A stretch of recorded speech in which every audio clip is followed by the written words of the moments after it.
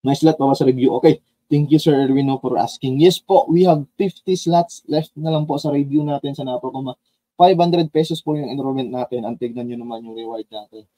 Sa 500 pesos po, you have the chance to win the 30,000 pesos po as a reward. Siyempre, pasasalamat din naman namin sa inyo yan. And bukod sa pasasalamat, parang magsilbing inspiration na lang din yan sa inyo na mas pagbubutihan nyo pa yung pag-aaral sa Napocom. So example, kahit hindi pa sir ng FOA, basta may eligibility ng civil service, pwede nyo po yun magamit. Yes po. Civil service kasi is pang general application siya.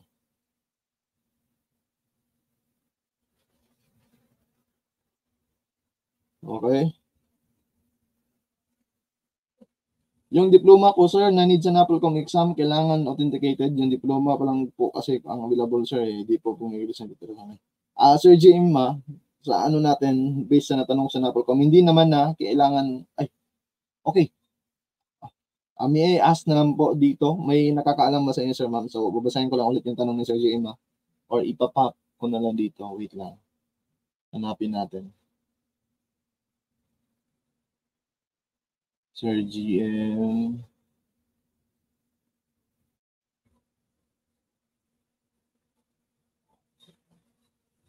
Okay, so may tanong si Sir GM dito. Okay, isa ba to? Tanong niya.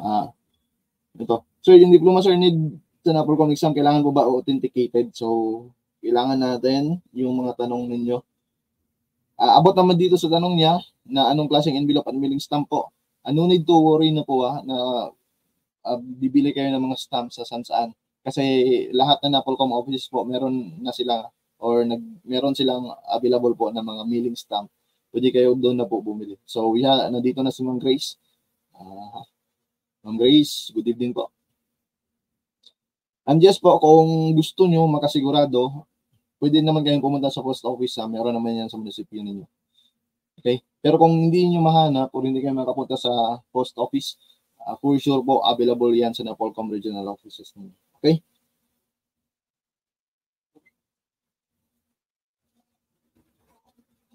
Tanong ni Sir Alvin. Sir, anong area ng general info ang maraming lumalabas na question? General information natin is more on logical or situational question siya. Hindi ko mapunto kung anong exactly part ng general information yung mga situational natin. 'Di ba? Kung nasaksihan yung last review natin is more on situational questions. So hindi ko alam kung saan ba dyan siya. Pero kung based natin sa coverage po, maraming lumabas sa social awareness and value judgment po kung saan tinetest nila yung decision making ninyo po. Okay? So, Ma'am Grace, if ever you are ready na po, you can present your slides. Sir, i-post nyo po ba ito sa YouTube? Wala pong audio si Ma'am Grace. Wala po kayong audio, Ma'am. Sir, if di po makapunta sa mismong sked ng processing, pwede pa po. Hello? Yes, ma'am. Meron na po, ma'am. Meron na po, okay. Yes, ma'am. Wait lang, ma'am. Sagutan ko lang muna itong ibang tanong mo, ma'am. But you can present your slides na po, ma'am. Parang hindi siya pwede, sir. Ay, wait lang. Oo nga, no? Yung share screen, ma'am. Okay, meron tanong dito. Sir, if di po makapunta sa mismong sked ng processing, pwede po bang magpasa ng requirements? Basta hindi ka lang lumagpas, ma'am Sarah Jane, dun sa binigay ni Napolcom na filing date o yung appointment date. Hindi ko na eksakto kung anong date yun. Basta hindi lang po kayo lalagpas dun sa date na binigay nila. Halimbawa, 28 yung assign ninyo. Tapos yung filing date naman is up to 30. So pwede pa kayong pumunta sa 30. Basta hindi lang kayo lalagpas, hindi na kayo pupunta sa 31 kasi wala na yan. Ma'am Grace, may nagpapa-wash out sa'yo dito. Yes, Sir Jason, kasama na po kayo sa slides. How about yung envelope, sir? Yung brown, pabubuha yun or white? Okay. Pero may envelope na, sir. Sorry, Sir GM, hindi ko masagot yan. Kung ano yung naka-indicate po? Envelope po ba or yung legal envelope po? Yung legal envelope po is white po yun, I think. Kasama na po yan sila. Meron na po yan package po sa Napolcom Regional Office niyo. Wait lang ha, medyo ano yata yung signal ni Ma'am Grace. So, antayin lang muna natin. Medyo nahirapan ako, sir. Wait lang po. Yes, ma'am. Ano, ma'am? Okay. Yung present lang din, ma'am, natin. Sa Napolcom office po mismo magbili yung stamp, sir. Yes, sir. Sir, yung about sa diploma, authenticated po, sir. Sir, kung Sir JM, kung kaya nyo naman po ipa-authenticated yung diploma ninyo, mas maganda po, sir, ipa-authenticated nyo na lang, ipa-authenticate nyo na lang. 10 pesos lang naman nata yung bayad sa registrar ninyo. Photocopy nyo na lang sa labas, tapos dalhin nyo po sa loob ng registrar's office.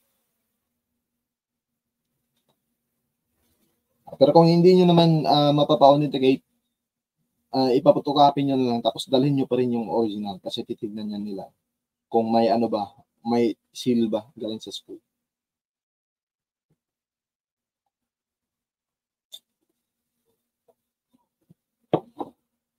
Wait ano lang po po ba? ah. Online review? Yes, ma'am. Message nyo lang kami, Sir Erwin po, itong class ng Lao, Review and Tutorials and Reviews. Okay. Sumali na po kayo sa review ha. Yung mga hindi pa nakasali ng review. So, kahit hindi sa amin, kahit sa ibang review center po, sumali na po kayo. Grabe yung paghihirap nyo makakuha ng slot sa Napolcom. Yung iba hindi nakakuha ng slot. Tapos huwag yung basta-bastahin na lang. Okay, kung kumpensa naman kayo na kaya nyo mag-self-review, bakit hindi? Pero, mas maganda talaga yung may guide kayo kung ano yung dapat yung aaralin. Wala naman sigurong review center na ipapahamak yung mga estudyante nila. Kasi para din naman sa mga review, ano yan eh. Okay? So, if ever kaya nyo po mag-enroll sa review center, mag-enroll po kayo, huwag nyo pong paalalampasin yung panahong ito na binigay sa inyo na makapag-take kayo ng Napolcom exams. Kasi, Sir Ma'am, I tell you, marami pa po yung gustong mag-take ng Napolcom exam. Napakaswerte nyo kasi nakakuha kayo ng slot habang yung iba hindi po. Kaya advice ko sa inyo, huwag nyo sayangin yung slot na yan. Mag-enroll po kayo. Kahit di sa amin, kahit sa iba. Sa amin lang kasi is 500 pesos lang. Tapos 30 days. Sobrang quality pa ng review and napaka-affordable pa. Hindi naman sa nagmamayabang masyado. Pero you can see that sa mga reviews sa page namin, pati sa profile ko. Marami po yung passers namin. Sir, ano po pinakamahirap board exam, CEC or Napolcom po? Ma'am, pinakamahirap po is yung civil service ata. Tapos isunod din natin yung Napolcom. Tapos yung board exams. Bakit, sir? Kasi yung board exam na pag-aralan mo naman ng ilang taon. 'Di ba? Yung civil service, mahirap talaga yung mga tanungan nila. Yung Napolcom, same si Napolcom and civil service. Kaibahan lang nila, same but different. Kaibahan lang nila, si civil service 80%, tama si Napolcom, 70%.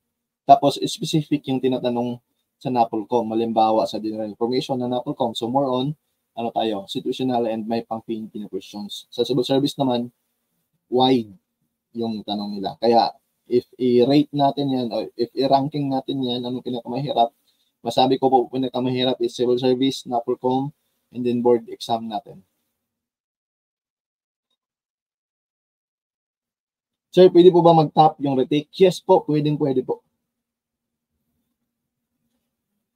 Sir, pwede pa kaya palitan yung nataya po na pangalan? Magdala lang po kayo ng ID, Sir Margin.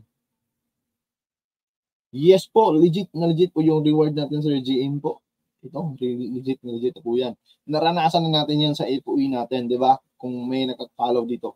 Kung saan 10 top notchers po, 8 yung galing sa atin sa ngayon na lang inaantay natin is yung top notcher ng civil service. Yes po, magbibigay tayo ng soft copy sa mga enrolled sa atin. Sir, i-upload nyo po ito sa YouTube. Itong mga free review, i-upload natin sa YouTube. Pero yung during sa actual review natin, is lang to, exclusive lang yun sa mga naka-enroll. Okay? So, yan, ulitin ko mang grade. Ay, ano pa? Okay, wala na yata masyadong tanong mang grade, so you can present your slides. Present na, sir. Ay, naka-present na ba? Bakit ayaw? Ikaw pa present. I-remove ko lang muna, Ayaw. guys. Suot ko nga muna isa kong dito sa kabila. Ayaw nga pala, nasa GC pa pala tayo, no, sir? Online. Yes, sa ma'am. Facebook. I-out ko 'to Yung isa opo, yung baka yung Class Lang na page po, ma'am. share screen. Okay, good evening po sa lahat ng mga nanonood sa free review natin. So this is the second day ng free review natin. Yung kagabi kasi is webinar, online webinar lang tayo. Hindi po yun nakikita. Yun. Hindi po yun nakikita ng Ayun lahat. pala, Wait lang. Tingnan yan. natin. Sir, okey na? Nakikita niyo ba? Yes, ma'am. Yes, Present ma'am. lang ko. So, Ayun, nag-ano lang pala. Okey. wait lang muna, ma'am. Tignan muna natin. Ano din ako dun sa online account natin. Yes po. Ayun, oh.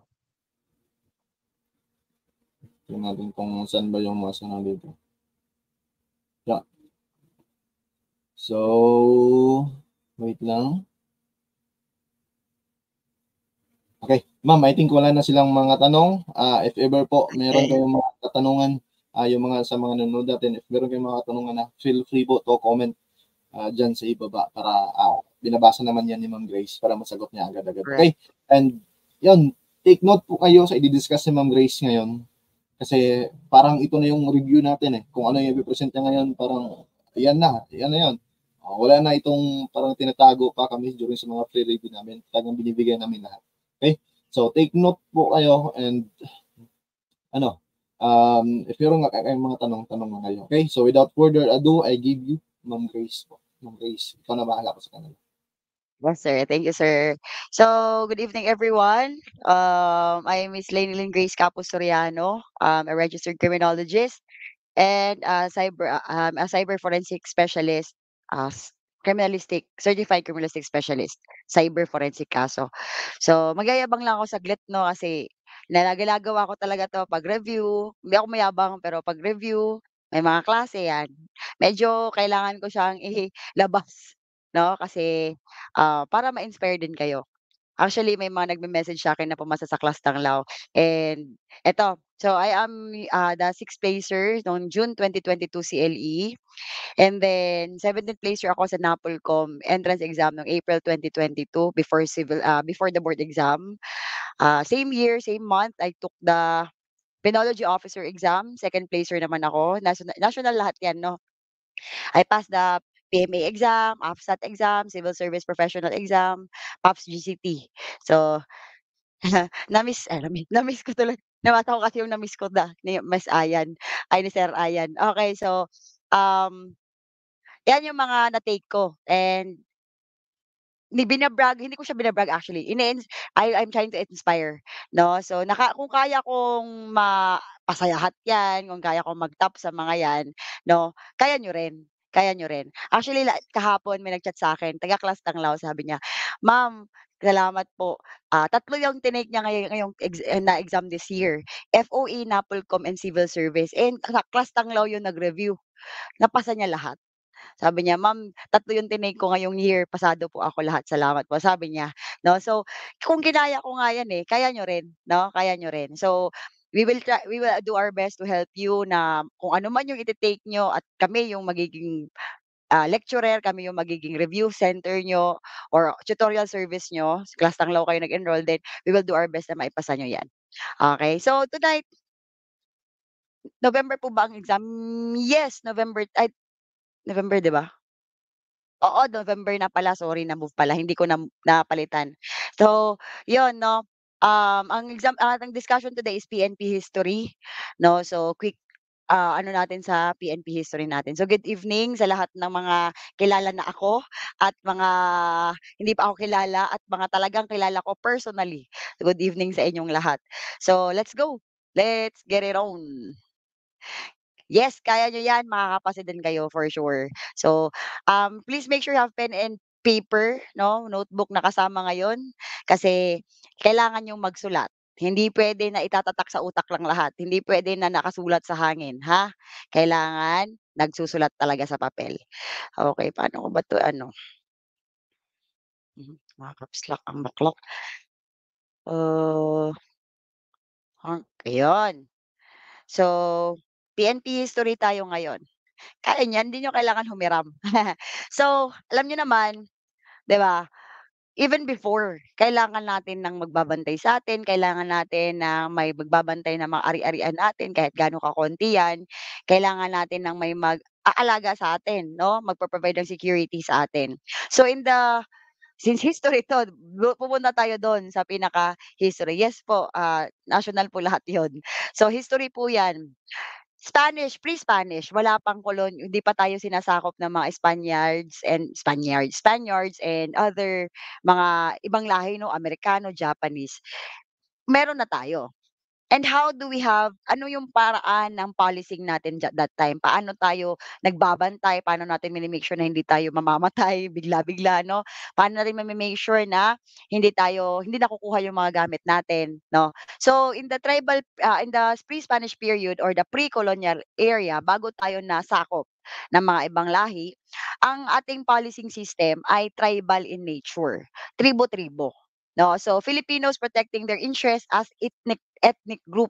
So by group yung pag-aano 'no, pagpoprotekta, pagbabantay kumbaga. So may mga ethnic groups, yung mga leaders nila, yun yung magbibigay ng orders, yun yung tribal yan, yung mga tribal leaders, yun yung magbibigay ng orders, magme-make sure na safe ang lahat. At kung may mga nakakapag-commit ng crime or na lumalabag sa mga norms nila, then si tribal leader yung mag-iisip anong gagawin.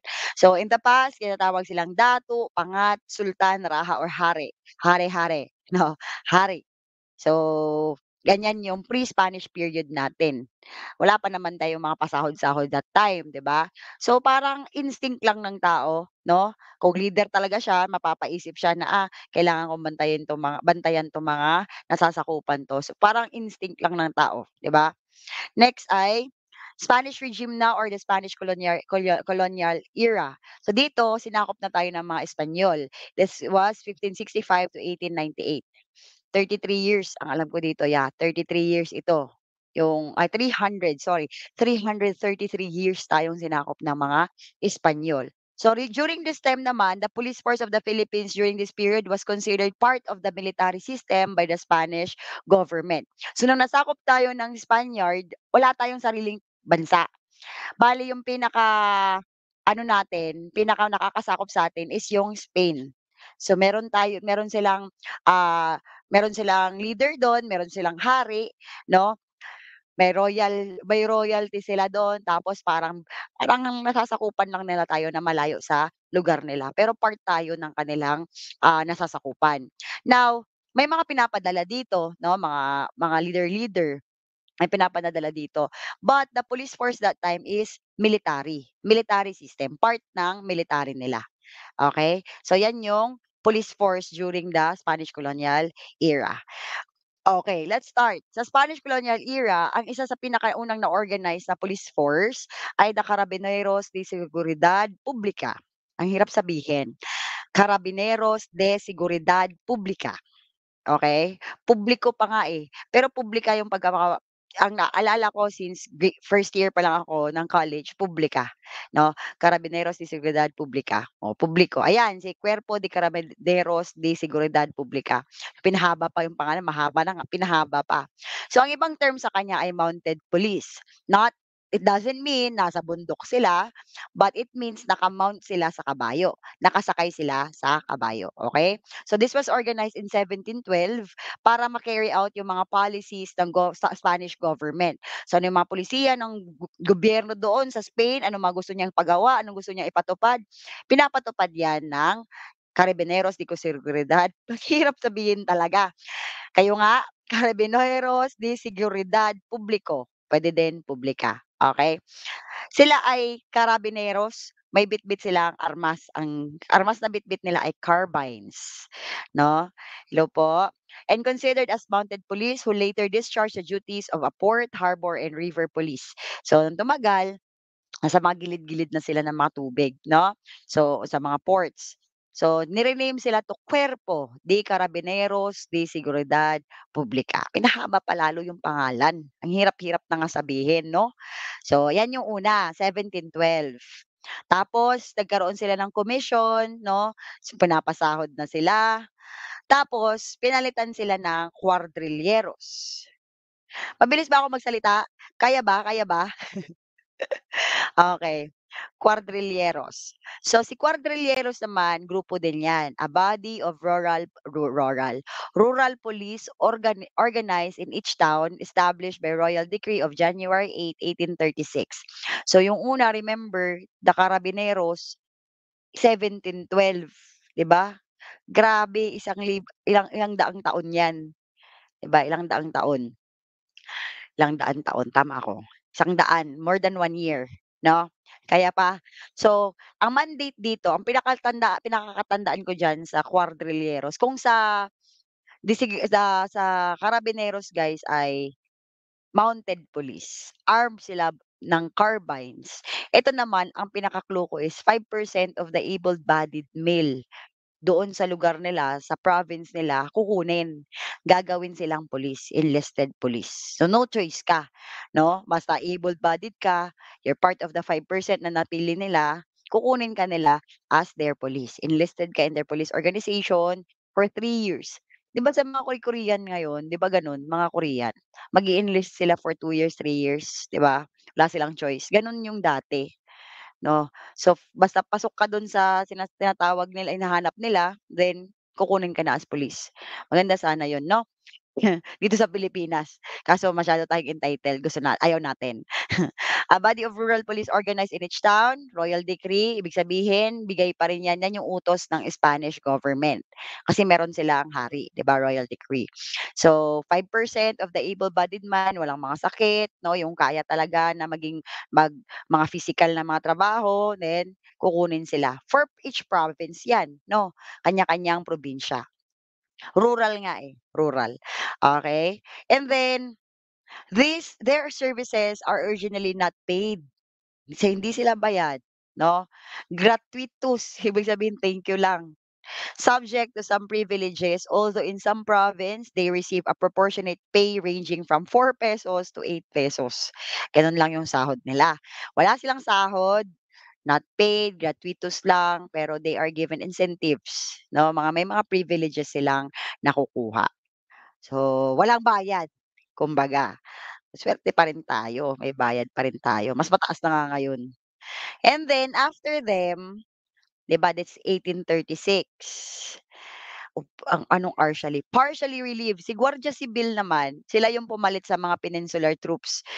Sila yung city police. Ang Cuadrilleros, provincial police yan sila. Ito sila ay city police, si Guardia Civil. Okay. So, Guardia Civil in the Philippines was a colonial police force established by Spain in 1868. 1868. Okay? So local municipal police.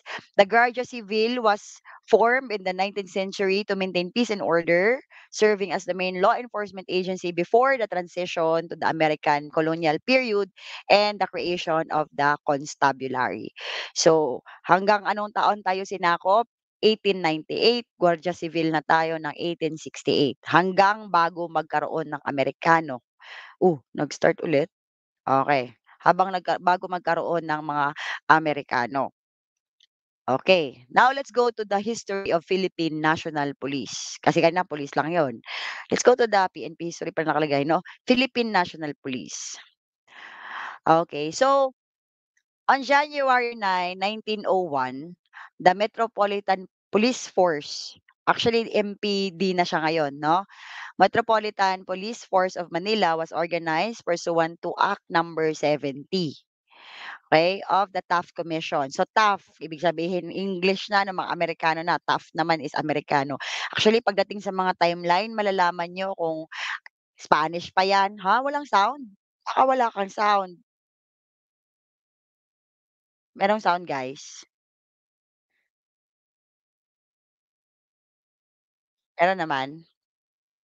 Yes, Tap-tap ma'am, lang meron. kayo. Meron po, ma'am. Okey, okey. Kasi may nag-message wala daw sound. Marjon baka wala kang sound yung phone mo.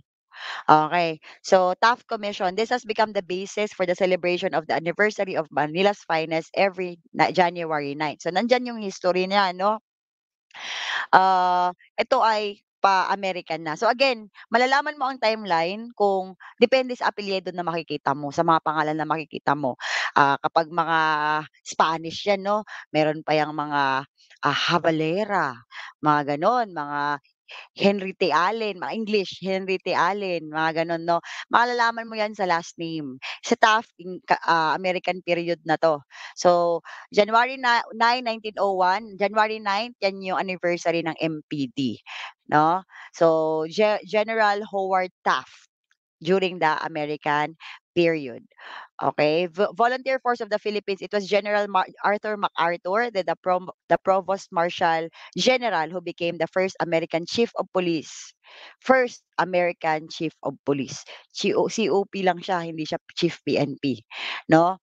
Ilagay na natin dito.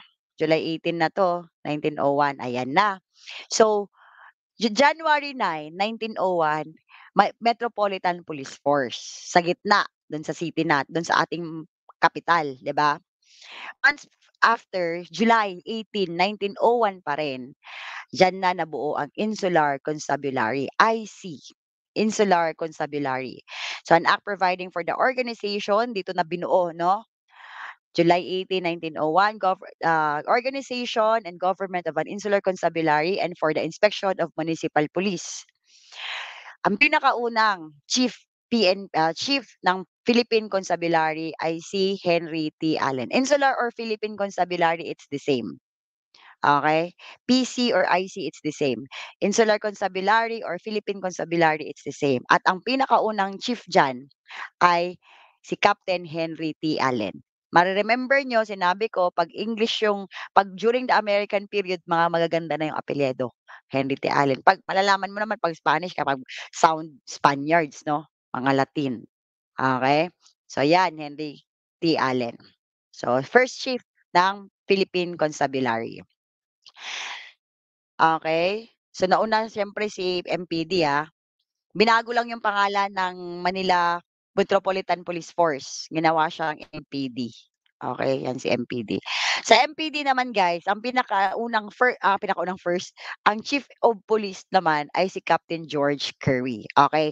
So, imagine ninyo sa Manila, may ginawang police force, MPD dun, 'no. Ang pinakaunang chief dun, COP hindi PNP chief, hindi PC chief. Bale kung munisipyo 'yan, siya lang yung leader sa isang munisipyo.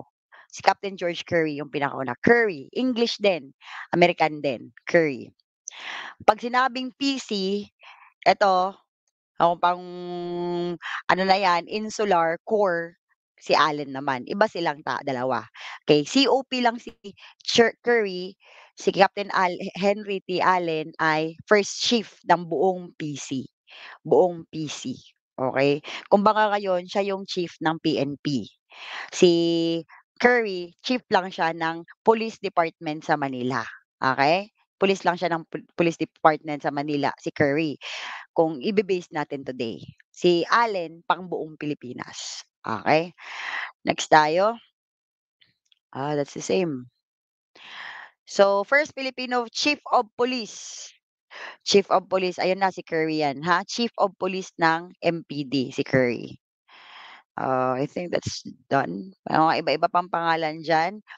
But ma'am, sino ang Chief of Police ng MPD na Pinoy? Pinoy. Ang masasabi kong Chief of Police na Pinoy pinakauna ay si Torres, Antonio Torres, Colonel Antonio Torres, ayan nakalagay. On March 2, 1936, Colonel Antonio C. Torres, another Filipino, was appointed the Chief of Police. Ito pala, sorry, hindi ko kasi kilala 'to, si Captain Gregorio Alcid. Hindi siya nakilala, okey, hindi siya nakilala. Ang nakilala namin si Torres. May Alcid pala 'no, kakaloka. Pero hindi siya kilala sa criminology, malamang hindi din siya lalabas sa NAPOLCOM. Okey, and then Republic Act 4864. So, unang batas na Act 70, okey, Act 70. Ito 'yan, yung kay saan yung Act 70 natin, 'yan, MPD. Tapos 175, Insular Constabulary.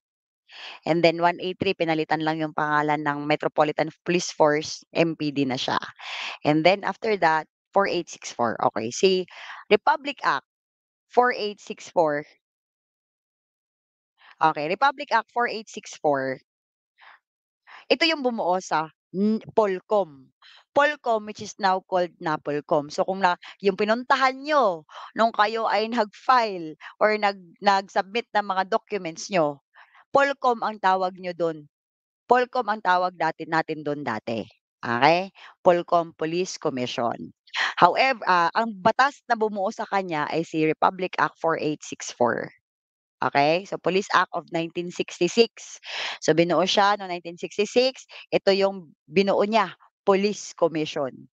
So, Polcom as a supervisory agency to oversee the training and professionalization of the local police forces. Tatandaan niyo sa Polcom, under pa lang siya ni Office of the President dati. Kanino under ang NAPOLCOM ngayon? Attached siya sa DILG, okey? Pero dati Office of the President, okey? So, Polcom, training and professionalization of the police force. Kailan ba na-professionalize ang police force 'no? Nitong nakaraan lang. Kailan pa 'to, 1966 may Polcom na dapat mag-professionalize, dapat sila mag-o-oversee ng training ng pulis. Sobrang tagal nangyari yung trabaho nila na professionalization. Sobrang tagal. So again, Republic Act 4864, ito yung bumuo sa Polcom, Police Commission, which is yung trabaho nila is to oversee the training and the professionalization ng mga pulis. Under pa siya ni Office of the President. Okay? And then, pumunta na tayo sa nagkaroon ng ano, martial law. Nagkaroon ng martial law. So, during the time ni President Marcos, the father, siyempre mga batas nun guys kapag under sa kanya is presidential decree. Kasi in-under niya tayo ng martial law. So, if makikita niyo lahat na halos ng batas nung time na yun, presidential decree ang tawag, hindi Republic Act, no, presidential decree. So, 'pag presidential decree matic 'yan, si President Marcos Senior ang president that time. Okay, or siya ang nag-approve ng batas na 'yan. Okay, so providing the constitution of Integrated National Police. So meron tayo dati MPD, meron tayong PC, no? Nung ginawa yung ating Presidential Decree 765, may Integrated National Police tayo. Iisa sila pero may kanya-kanya silang ano, 'di ba may mga provincial police, no? Kanya sila pero ang nucleus, ang pinakagitna si PC. Okay, so may mga pulis sila, mga local police, okay? Pero sa gitna nila o pinaka-nucleus nila is si PC, Philippine Constabulary. So, Constitution of the Integrated National Police or the INP. There is hereby established and constituted the INP, which shall be composed of the Philippine Constabulary as yung gitna niya, nucleus niya, parang pinaka-headquarter no or pinaka-gitna, yun yung let's say, headquarters. Okay? And then may mga integrated national police forces sa mga probinsya. Okay? Sa mga iba-ibang lugar. So, hindi siya ano 'no, ma'am parang hindi siya as one. Yes, hindi siya as one. Para siyang sa ibang bansa sa US, iba yung batas dito sa state na 'to, 'di ba ang US iba-iba yung mga state. May mga, Alaska, may mga Mississippi, Minnesota, gano'n. So, iba yung mga pulis diyan, iba yung may mga batas na kaiba sila, iba din yung pulis dito, iba yung pulis dito. Gano'n ang nangyari dati. Although ang pinakagitna nila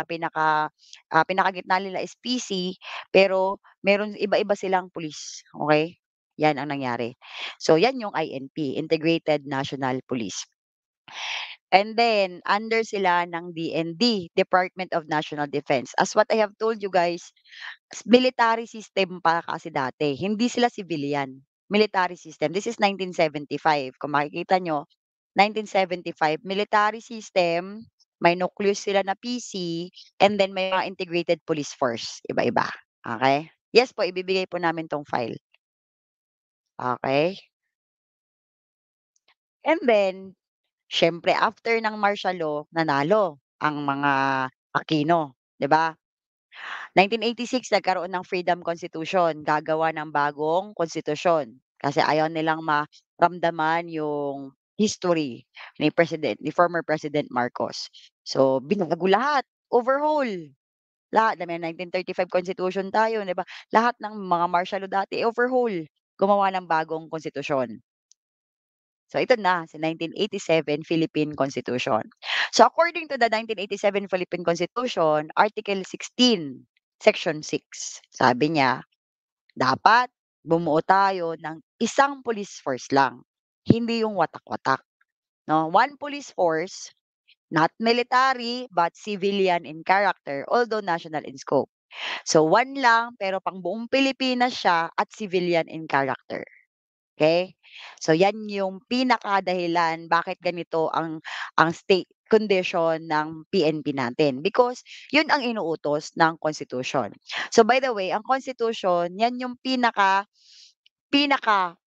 pinakamalakas, pinakamataas, the supreme law of the land. So meron tayong Republic Acts, PD, dapat lahat ng 'yan magba-bow down kay Constitution, magba-bow down sa Constitution. Dapat hindi nila lalabagin yung sinasabi ng konstitusyon natin. So, dapat tayo alam natin ano what is the Constitution kasi Filipinos tayo. You should know this, 'no? Yung ating Philippine territory, ano ba yung mga about education, meron 'yan lahat, nandiyan 'yan lahat, 'no? Kung gagawa ka ng batas, kung magiging gobyerno, kung magiging congressman ka in the future, hindi ka puwedeng gumawa ng batas na lalabag or kokontrahin niya yung Philippine Constitution, okey? So, inuutos ngayon ng Constitution na we should have one police force which shall be national in scope and civilian in character, 'di ba? So, okay, gagawa dapat. Kailan 'to? 1987. So, to be administered and controlled by the National Police Commission. Kasi 'di ba napalitan na yung ating POLCOM, ginawa ng National Police Commission. So during this time, ito din yung isa sa dahilan bakit panalitan yung POLCOM ng NAPOLCOM. Kasi sinabi naman ng constitution natin under dapat siya ng NAPOLCOM. So the authority of local executives, anong local executives? Mga mayor, governors, over the police units and their jurisdiction shall be provided by law. That's why may power over the PNP yung mga mayors tsaka governors, 'di ba? May power sila over that because sinasabi ng constitution that they should have authority over the PNP, okey? So, binalik ko ulit, binold ko siya kasi lagi siyang lumalabas sa whatever exam. Lalo na ito PNPA kasi pang-pulis siya. Pero sa mga iba pang exam na na-take ko, lumalabas siya.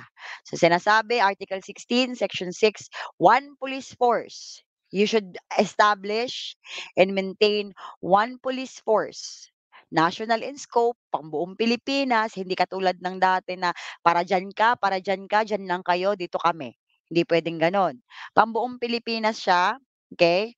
Although may mga delegation of authority, pero yung scope niya pang-buong Pilipinas, okey? At civilian in character, hindi puwedeng pang-military, okey? So 'yan yung Article 16, Section 6 natin. Isipin niyo 1987 'to. Kailan ginawa yung inutos ng Constitution? 1990. So kung ano man yung inutos ng Constitution nung time na yon, nung 1987, kailangan nating gawin. So gumawa tayo ng Republic Act 6975. So it was approved noong December 13, 1990. Ang tawag sa kanya ay the DILG Act of 1990. Okay? So sabi diyan, yan yung batas na bumuo o nag-establish kay Philippine National Police. So, under na siya ng DILG, the Department of the Interior and Local Government. Anong under siya before? Under siya ng DND, National Defense, military kasi pa siya, 'no? Military. So, nilipat na siya, under na siya kay DILG. So, itong batas na 'to guys, itong DILG Act of 1990, wag niyong kakalimutan 'to, wag niyong kakalimutan 'to. Kasi yan yung bumuo sa pinag-a-applyan niyo. So, kung yan kinalimutan niyo, 'di ba, parang ano naman, problema naman yun. Alam mong yan yung 'di ba, when you apply for jobs, you need to research ano ba yung a-applyan mo para 'pag na-interview ka, alam mo isasagot mo. Anong alam mo tungkol dito sa company na papasukan mo, gano'n. Anong gusto mong maging contribution, Eh, ngayon di mo alam kung anong bumuo diyan, di mo kilala yung PNP, nag-a-apply ka sa PNP, 'di ba? So, dapat yung batas mismo na bumuo sa pinag-a-applyan mo alam mo na. So, Act 6975, RA 6975. So, yan yung the DILG Act of 1990. And remember, may mga tanong minsan, what is Republic Act 6975? May tanong diyan, Department of Interior and Local Government, Department of ganito. Tatandaan niyo, minsan tinatanggal nila yung "the". So, akala niyo ang sagot Department of Interior and Local Government. Ang tamang sagot, Department of the Interior and Local Government, okay? Of the Interior and Local Government. Okay. Ma'am, ano ba yung ginawa ng Republic Act 6975? First, ginawa niya yung inayos niya si DILG, inayos niya si NAPOLCOM, binuo niya si PNP, binuo niya si BGMP, binuo niya si BFP. Tapos dinagdag niya pa doon yung mga Philippine Public Safety College, PPSC. Okay, papakita ko sa inyo 'no. Let's go to the first, part. So dito sa RA 6975 or the DILG Act of 1990, first part is inayos niya, ni-reorganize niya yung DLG or the Department of Local Government. Ni-reorganize niya yan into the Department of the Interior and Local Government. Pangloob lang siya, 'no, panloob lang siya, pang mga locals lang siya, okay. So, dito sa sa section na 'to, sa Department of the Interior and Local Government, sinabi dito ano ba ang nasa loob ng department na 'yan. So, may department proper and then yung mga bureaus na under niya. So, sino-sino yung mga under niya na bureaus, ma'am? Under niya diyan si NAPOLCOM tsaka si PPSC, tapos iba pang bureaus. Ano yung mga iba pang bureaus? Philippine National Police, BFP, tsaka BGMP. That's why ang tawag natin sa tatlong 'yan guys ay tri-bureaus. Tri-bureaus 'no, PNP, Bureau of Fire, and then BGMP. So bale 5 sila ma'am, yes. Si NAPOLCOM, PPSC, kasi si NAPOLCOM sila yung may supervision sa PNP. Si PPSC, 'yan yung training ground niyo 'pag nakapasok na kayo, mag-aaral kayo diyan ulit, 6 months. Magbabalik kayo sa pag-aaral for public safety, 'no, magba-bachelor's ulit kayo, charot, na mag-aaral kayo ulit. So 'yan yung school niyo sa loob ng training.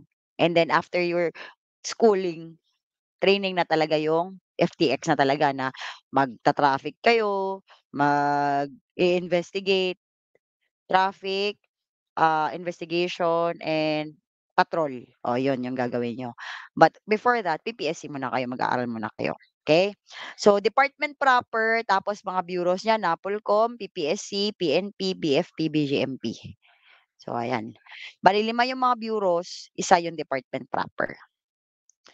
Okay, sa department proper, naririnig niyo 'yan, DILG secretary, 'di ba, naririnig 'yan. Dati ang pinakasikat na DILG secretary ay si Mar Rojas, 'no, si Mar Rojas during the Rio Landa period, siya ang DILG secretary nun. So the department proper shall consist of the existing staff services as provided nung ating unang batas, Executive Order number 262. So, sino-sino ma'am ang tumatao sa department na 'yan? Si secretary, tapos meron siyang immediate staff. Ano yung mga immediate staff niya? Yung staff niya ay undersecretaries and assistant secretaries. So 1, 2, 3, ang dami niyang secretaries, and 2 undersecretaries. So 5 sila, 5 yung mga staff niya, pang-anim siya. 6 lang din 'no? So, si secretary yung pinaka-head ng DILG. Ang tawag minsan sa kanya ay SILG. Secretary of the Interior and Local Government, or puwede din siyang tawaging Secretary of the Department of the Interior and Local Government. Puwede siya SILG 'no? Okay. So 'yan, secretary, and then meron siyang 2 undersecretaries. Yung 2 undersecretaries niya ay 1 for local government and 1 for peace and order.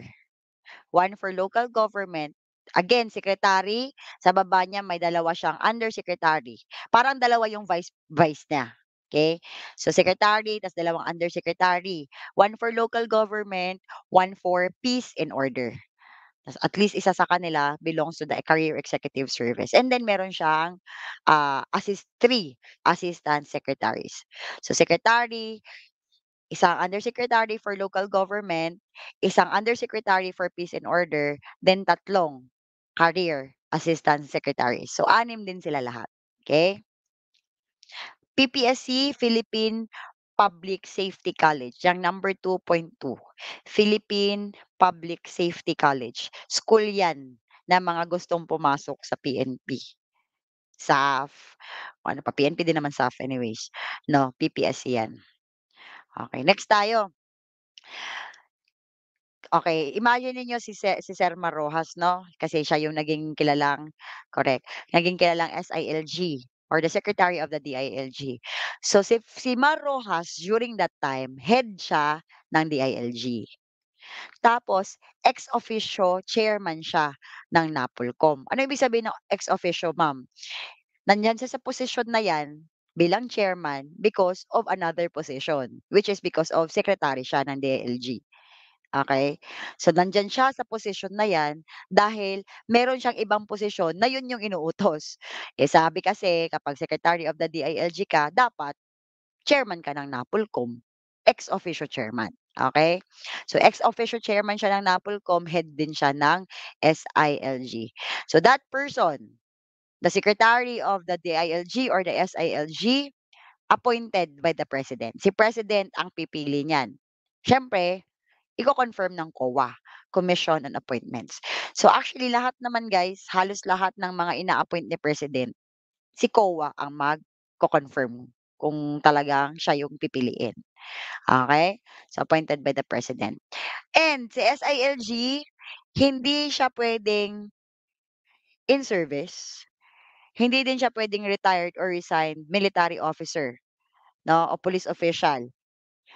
Kailangan lumagpas muna ng 1 year after siya nag-resign bago siya ma-appoint as SILG. So, kung meron tayong military officer for example na gustong balak na maging SILG, ngano man sino ang ex officio. Okay, ang ex officio is kung sino ang sinasabi sa ex officio, kung ikaw ay head ng Department of the Interior and Local Government, gustuhin mo man o hindi, matic chairman ka ng NAPOLCOM. Ex officio chairman. You are chairman because of your position as an SILG. Sino po ang ex officio? Head ng DILG, ex officio chairman ng NAPOLCOM. Kung sino yung secretary ng DILG, siya yung chairman, ex officio chairman ng NAPOLCOM. So, again, kung si Mar Rojas ay secretary dati ng DILG, matic 'yun, gustuhin man niya o hindi, automatic ex officio chairman siya ng NAPOLCOM kasi nandun siya sa posisyon na secretary ng DILG. Kailangan ito ka, ex officio chairman ka rin ng NAPOLCOM, okey? Dahil sa posisyon kasi 'yan guys, yung pagiging ex officio, dahil sa posisyon mo 'yan, okey? 'Di ba may mga ganyan, halimbawa ikaw ay president 'no, meron kang mga or ikaw ay vice president. Dahil ganyan ikaw yung nakaposisyon diyan, dapat ikaw yung nandito din, ikaw din 'to, gano'n siya 'no, ex officio chairman, okey? Yes, ang tenuity ng president, secretary ay tenuity ng president, kasi naka-align sila, eh, 'no? Kung ano yung kung gugustuhin pa siya ni president, siya, okey, pero tenuity nila 6 years, okey, 6 years. Okey, so again, 'pag gusto ng isang pulis na maging SILG, secretary siya 'no, ng Department of the Interior and Local Government. Sino daw ang SILG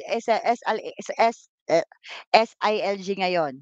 Sino ang SILG ng Pilipinas ngayon? Let's check. Si John Vic Remulla, si John Vic Remulla. So, kung siya ang SILG ngayon, secretary siya ng DILG, automatic ex officio chairman siya ng NAPOLCOM, okey? Okey, next. Again, babalik na naman ako nito. Halimbawa ikaw ay pulis na, ngayon na kinikinita ka, "Uy magiging Secretary of the DILG ka daw, ikaw daw yung pipiliin ng president 'pag nanalo siya." Oh, ngayon magre-resign ka, antayin pa 1 year bago after mo mag-resign bago ka ma-appoint as secretary ng DILG. So, hindi puwedeng resign ka ngayon, DILG secretary ka na bukas, hindi puwede kasi bawal. You need to have at least or hindi ka puwedeng maging SILG within 1 year from the date of your resignation or retirement, okey? Sige, we will check later kung naiintindihan niyo yung mga pinagsasabi ko dito, Next, relationship of the Department of the DILG to the Department of National Defense. Tatandaan niyo before, under itong mga pinagsasabi natin dito yung Polcom, under sila are the PNP, the PC, the INP, they are under ano ba 'yan? Kanina pa kasi ako nagsasalita. Yung mga PC, INP natin, were under the Department of National Defense, military, 'di ba? Mga DND guys, mga AFP, 'yan. So, ngayon during our time. So, ano naman ang relationship nila ngayon, ma'am? Sa dati, hmm, dati ang trabaho ng DND, ng AFP, internal and external security. Bale kung ano nangyayari dito sa loob ng Pilipinas at sa mga boundaries natin, sa mga teritoryo natin sa dagat, sa himpapawid, sa mga bundok, trabaho ng DND dati. Okey, gano'n kalala, kadami yung trabaho nila, internal and external security. But simula nung ginawa si RA 6975 na ipasa siya, inilipat na. So si DILG ang bahala sa internal security. That's why kung makikita niyo yung mga PNP natin, dito yan sila sa loob. Hindi mo yan sila makikita doon sa karagatan, doon sa himpapawid, 'di ba? Kasi internal security lang sila, okey? And iiwan natin since ang trabaho again ng AFP before, internal and external, okey? Kinuha yung internal binigay kay DILG, iwan natin yung external security kay AFP, hiwalay na. So AFP, external security, PNP, yung mga nasa loob ng DILG, ibigay natin sa kanila yung internal security. So, kung makakita kayo ng mga tao diyan sa karagatan, sa hangin 'no, sa mga kabundukan, AFP ang nandun. Sa mga territorial limits natin, boundaries natin, mga AFP sila, okey? Sa atin dito sa loob, 'yan mga pagalaw-galaw diyan sa mga munisipyo niyo, sa mga siyudad niyo, sa mga probinsya niyo, pulis. Kasi part 'yon ng kanilang trabaho ng internal maintaining or preserving the internal security. Kaso, so 'yun, hiwalay na hiwalay, 'di ba? Hiwalay na hiwalay yung kanilang trabaho. But in times of insurgencies, 'no, na talagang sobrang lakas na ng kalaban natin, na kailangan na natin ng mas malalakas na armas, kailangan na natin ng mas maraming tao, diyan papasok yung magtutulungan na sila. So, kung ano yung trabaho 'no, ni DILG, ng PNP, ibibigay nila 'yan kay AFP, supporting na lang, magiging supporting document, supportive role na lang yung PNP diyan. So where insurgents have gained considerable foothold in the community, thereby by necessitating the employment of bigger tactical forces and the utilization of higher caliber armaments and better armored vehicles, the President may, upon the recommendation of the Peace and Order Council, call upon the armed forces of the Philippines to assume the primary role and the Philippine National Police to play the supportive role. Okay? So, nung ginawa si RA 6975, klaro yon. Internal kayo, DILG, PNP, external kami, DND, AFP. But, kapag malala na yung insurgency, kailangan nyo na ng talagang hindi na kinakaya ng PNP 'no, kailangan na talaga ng malalakas na armas. Kasi guys, mga M16 wala kayong mga machine gun, wala naman kayong makikitang mga ganyan sa PNP 'no. Pang-military kasi talaga yung mga high caliber 'no. So 'pag kailangan na ng high caliber, mas malalakas na armored vehicles 'no, mas maraming tao, ibibigay natin yung trabaho na yon, yung internal security, kung hihingin ni President, si President ang magde-decide. Kailangan niyo ba? 'Pag sinabi niyang kailangan na, bigay na natin kay AFP 'yun, ikaw PNP supportive supportive role na lang. assist. Assist na lang sa AFP. Nage-gets 'yun? Nage-gets? Okay. Next, in times of national emergency, all elements of the PNP, the BFP, the BGMP, upon the direction of the President, assist na lang kayo kay Armed Forces of the Philippines in meeting the national emergency. So lahat ng bureaus na under ng DILG na ano ha, frontliners ha, sunod na lang kayo 'no, you assist the AFP kasi mas ano sila dun, trained sila dun, okey? Next, o 'di punta na tayo sa Section 13. Sa Section 4, ang ginawa doon ng RA 6975 sa Section 4, inayos si DILG, mas kinlaron yung kanyang-kanyang trabaho. Pagdating sa Section 13, dito naman inayos si NAPOLCOM, okey? So si NAPOLCOM, hereafter referred to as the commission, is hereby created for the purpose of effectively discharging the functions prescribed in the Constitution. Ano yung sinabi ng Constitution? We should maintain, establish and maintain one police force, national in scope, civilian in character. So para magawa 'yun 'no at para gawin yung, sundin yung utos ng konstitusyon, ginawa natin 'tong NAPOLCOM. Kasi inutos ng Constitution guys, i-reorganize ang POLCOM 'no, gawing NAPOLCOM. Tas doon daw mag-a-under si PNP. So the commission shall be collegial body within the department sa DILG. Under siya ng DILG. So ano naman ito ba maaaring lumabas 'no? Ano naman ang composition ng NAPOLCOM? So NAPOLCOM 5 yan sila, isang chairman, 4 na regular commissioner, okey? Tapos yung isa dun dun sa 4 na commissioners magiging vice chairman siya, na sasabihin ni president kung sino. Okey. So bale 5, isang chairman, 4 na regular commissioners. Yung 4 na 'to pipili tayo diyan, si president diyan, hindi tayo. Pipili tayo diyan ng isang vice chairman. Okey? Okey, question. What are the 3 bureaus under the ano, under the DILG? Sige message niyo diyan, 3 bureaus under the DILG, kahit shortcut. Okey. Sige comment. Okey. 3 bureaus under the DILG. Habang inaantay ko yung mga message niyo, qualification ng mga regular members of the commission kasi, no person shall be appointed regular member of the commission unless dapat 35 years old, member of the Philippine Bar, or holder ng master's degree in public administration, business administration, management, sociology, correct Renz? Management, sociology, criminology, oh, puwede kayo, Oh, 'pag nag-master kayo puwede kayong maging NAPOLCOM commissioner. Isipin niyo 'yan, kung ano man yung sa course na kinuha niyo, sociology, 'no, public administration. Kahit anong course naman guys puwedeng mag-public administration, eh.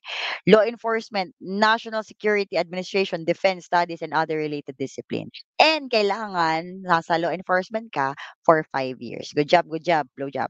Okay, next. Okay. Section 14. So ito yung laging lumalabas. Ano ba ang trabaho ng NAPOLCOM? Lumalabas yan yung number 1, exercise administrative control over the Philippine National Police. Administrative control over the Philippine National Police. So bale administration lang 'no?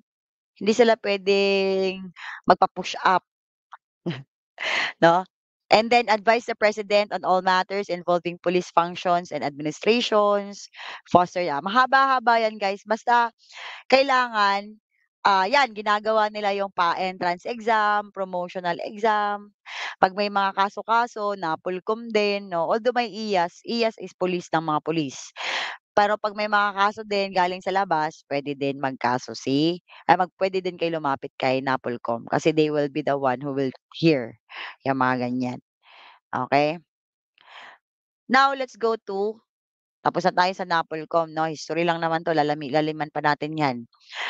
PNP na tayo.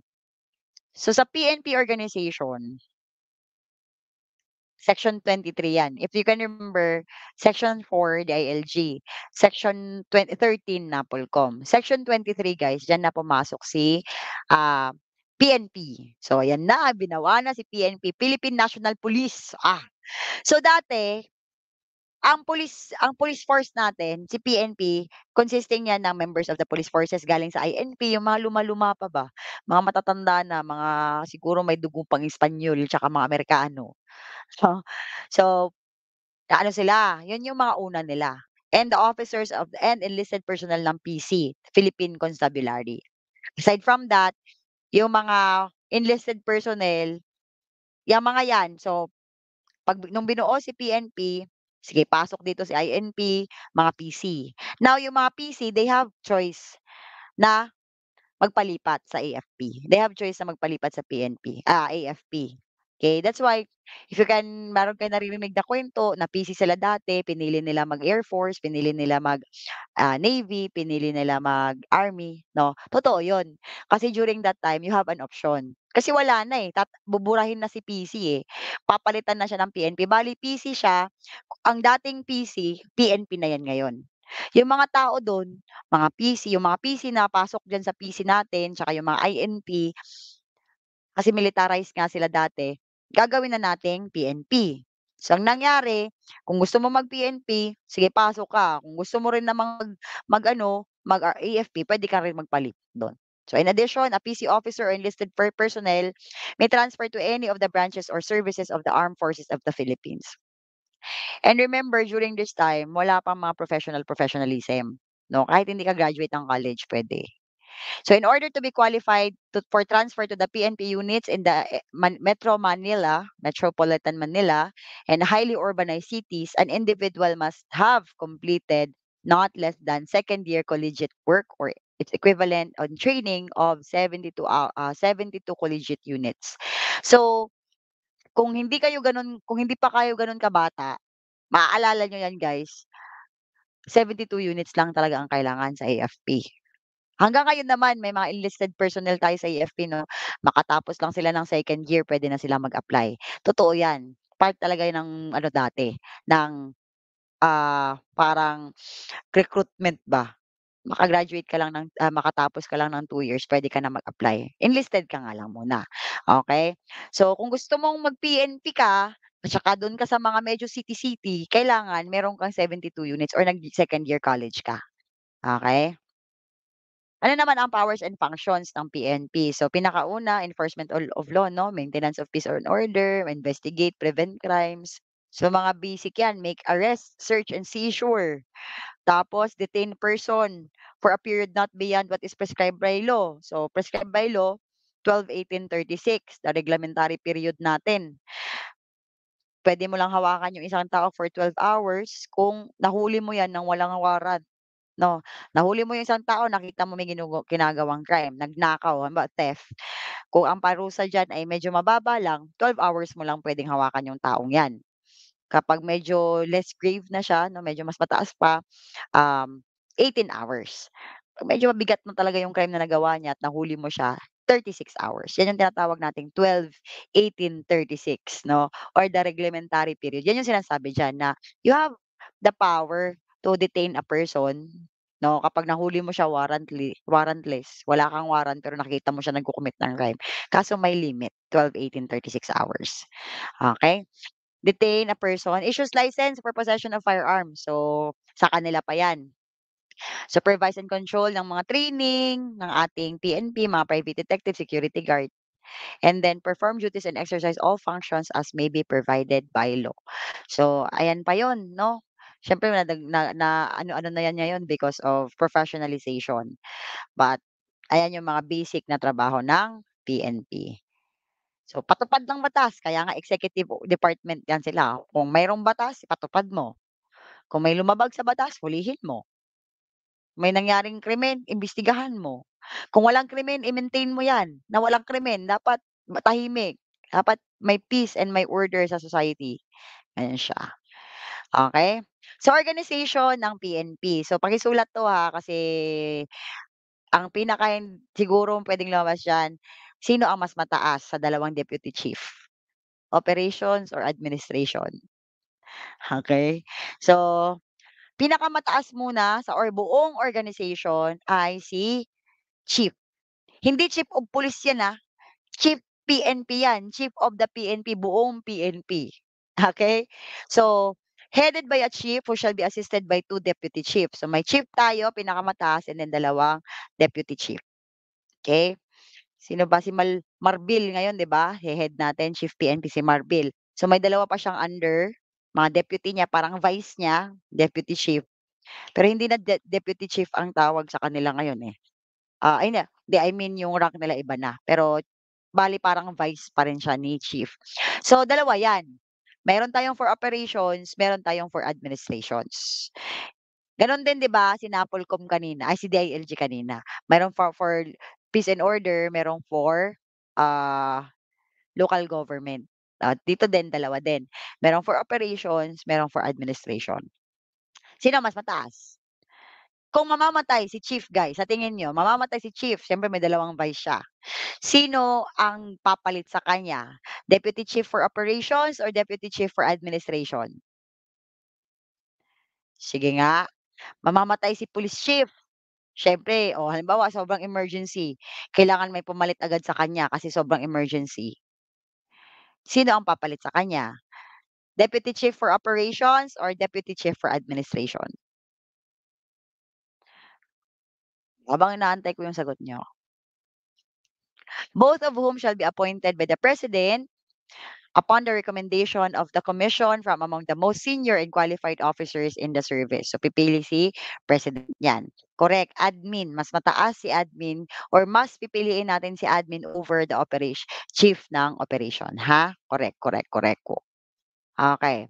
Provided, however, that in no case shall any officer who has retired or is retirable within 6 months from his compulsory retirement age be appointed as chief of the PNP. The PNP shall be composed of the national office, yung headquarters natin, correct, admin, regional offices natin, mga provincial offices, district offices, city or municipal station. So, yan yung PNP, no? So, may head tayo and then deputy chief. Siyempre, may mga directorate pa yan sa baba. Okay. Now, punta tayo sa sumunod na batas. Sa sumunod na batas, meron tayong Republic Act 8551. So, binuo si RA 6975. Yes, second in command si administration. Correct. So, binuo si RA 6975, diyan nabuo yung ating Tri-Bureau, si PNP. Ngayon, PNP, BFP, BGMP. Ngayon ito, nagbida-bida naman 'to si PNP. Sabi niya, kailangan professional yung mga pulis, professional, okay. So, ginawa yung Republic Act 8551. Yan na yun, ni-reform and ni-reorganize ang ating PNP. So, dito na guys, ginawa na dapat professional. Graduate ng college, 'no, and then graduate siya ng college and then supposedly may eligibility. So, bakit encounter insurgency na agad 'to? Section 4. Section 3, puwede. So, in-amend yang RA 6975 actually guys 8551 halos ang binago niya lang, in-amend niya lang yung 6975. Bale may mga pagbabago, may kailangan ayusin. Kita nila si 6975, gusto ko idagdag 'to, gusto ko idagdag 'to na trabaho ng PNP. Dito or gusto kong baguhin 'to sa PNP. Dito 'yan ginawa sa RA 8551. So, dinagdag nila dito yung role of the PNP in counterinsurgency function. So, actually 'di ba sinabi doon na kapag magkakaroon ng insurgency, kung sobrang lala na, si PNP magiging mag-a-assist na lang, supportive role na lang siya. Sabi dito, relationship of the department, the DILG, tapos sa DND. The DILG shall relieve of the primary responsibility on matters involving suppression of insurgency and other serious threats to the national security. The PNP shall, through information gathering. So hindi lang tayo yung nag-aantay na magkaroon ng insurgency sa Pilipinas, but dito nagkakandak na tayo ng counter. counter-attack yung hindi pa man nangyayari nagkakalap na tayo ng information. Kasi wala yung gano'ng trabaho dati. Do'n sa RA 6975 sinasabi lang na kapag nagkaroon ng insurgency, o 'di relieve, ganito ganyan, lipat na kay AFP, assist na lang tayo.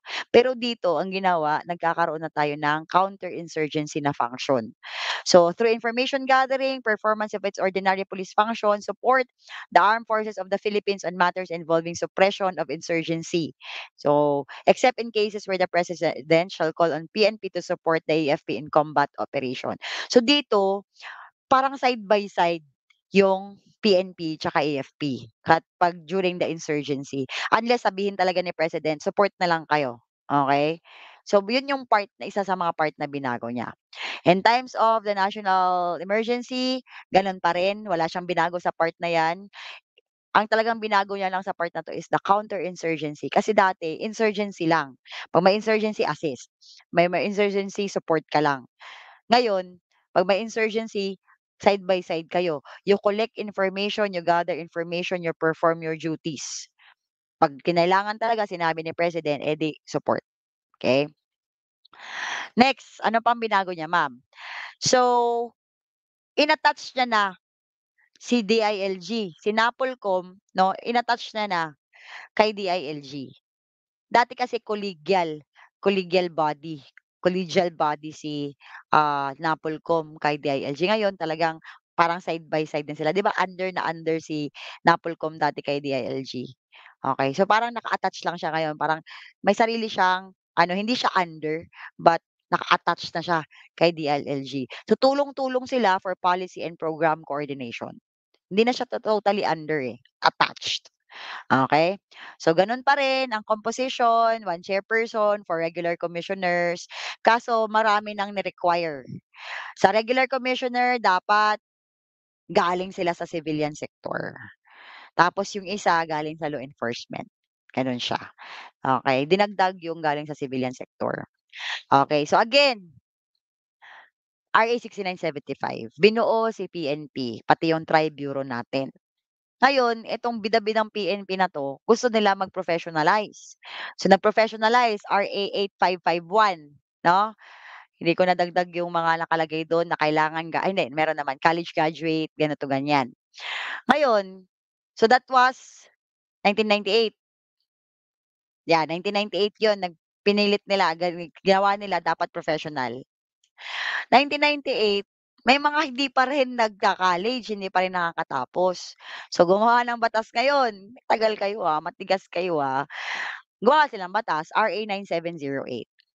Ito lang yung reglementary period, hanggang 5 years na lang simula ng batas na 'to ay mabuo, 5 years, bibigyan namin kayo ng 5 years para matapos yung mga qualification 'no, educational qualification na sinasabi naming dapat graduate kayo ng college 'no. Then kapag hindi ka pa rin nakaka-graduate, mag-resign ka, mag-retire ka, o di kaya tatanggalin ka namin. 'No. So ayan, reglementary period. Bale binigyan sila ng chance na mag-aral. Kasi 1998, isipin niyo 1998, hindi naniniwala yung mga tao. So, noong 2009 bumuo sila ng batas, "Okay, we are extending for 5 years the reglementary period para ma-comply niyo yung minimum qualification namin, educational qualification." Okay. So 'yan, sabi diyan, general qualification ng appointment, 'no? So, no person shall be appointed as officer or member of the PNP unless he or she possesses the following minimum qualifications. So, edad, at least not less than 21, not more than 30. Tatandaan nyo yan. Not less than 21, not more than 30 years of age. Except that the last qualification, the above enumerated qualification shall be continuing in character and absence in any one of them or any given time shall be ground for separation of retirement from the services.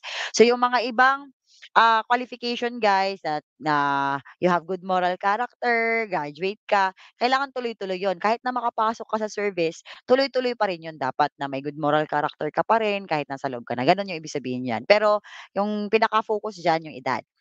And then provided further that the PNP members who are already in the service upon effectivity of Republic Act 8551, pulis na sila during the time na ginawa si 8551.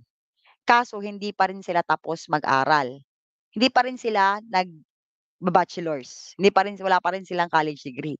So, they were given 5 years to obtain the minimum educational qualification, preferably law enforcement related courses, so mag-criminology 'no, to be reckoned from the date of the effectivity of this amendatory act. Provided furthermore that for concerned PNP members rendering more than 15 years of service and who have exhibited exemplary performance as determined by the commission shall no longer be required to comply for that minimum educational qualification. So that was 2009, right? 2009 'yan. So 2014 yun na yung last time na kung hindi ka graduate, pulis ka. 'Pag hindi ka graduate, pulis ka. After that, tanggalin na yung mga hindi grumaduate. That's why hanggang ngayon kayo na, 'no? Kaya na yung dapat college graduate ka. That's why when you filed for your PNP examination, hinihingan talaga kayo ng diploma, TOR to make sure that you are college graduate. Kasi yan yung isa sa general qualification. Dapat college degree holder ka, ha? Okay, next. Hala, malapit na ako matapos, guys. Okay. Republic Act 11200. So ito yung pinakahuling batas na nakikita ko tungkol sa pulis. So, an act providing for rank qualification in the PNP, amending for the purpose of Section 28, Republic Act 6975. Kasi if you will check the 6975 guys, yung batas, Section 28 doon, nandun yung mga ranks. Ano yung how po? Nandun yung mga ranks ng PNP. So, nandun pa yung police officer 1, PO1, PO2, PO3, no? SPO1, SPO2, SPO3, SPO4. So, pinalitan na siya dito sa 11,200. Okay? So, ano na ang rank qualification natin? Inalign inalign ba naman sa military? Okay? So, purpose of clarity of command and responsibility and for effective and efficient administration, supervision, and control, the rank classification of the uniform personnel of the PNP shall be as follows. So, pinakamataas natin ngayon, Police General. Next ay Police Lieutenant General. Then Police Major General, Police Brigadier General, Police Colonel, Police Lieutenant Colonel, Major, Captain, Lieutenant. Wala tayong hindi katulad sa PNP talaga na may second lieutenant tsaka first lieutenant. Isa lang yung lieutenant natin, 'no? And then we have hindi makita? Paano nangyari yun? Linaw-linaw naman dito sa'kin. Okey. Sunod ay ito ay mga non-commissioned sa baba. Okey, so lieutenant pataas, 'di ba talaga kita? Kita naman, Lieutenant pataas po, commissioned officers 'yan, mga opisyal. Patrolwoman, patrolman hanggang PEMS or PEMS, mga non-commissioned police officers. So, patrolwoman, patrolman, police corporal, police staff sergeant, master sergeant, senior master sergeant. Pa-Zoom? Ay, hindi ko pala puwedeng i-Zoom 'to. Howdy Carabao, 'di ba, tutin, baktin. Ito, I think I can do that. Ho, ayaw niya guys.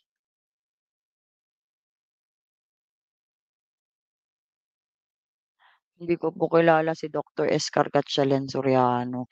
Guys, 'di ba talaga kita? Oh, sorry, 'di ba talaga kita? Okey, so meron kaming palatandaan dito dati 'no, ah, ano ba yung palatandaan namin dito? 'Wag na lang basta ganito siya 'no, patrolman, corporal, staff sergeant, master sergeant, senior master sergeant, chief master sergeant. Tatandaan niyo laging mas mataas si chief kay senior.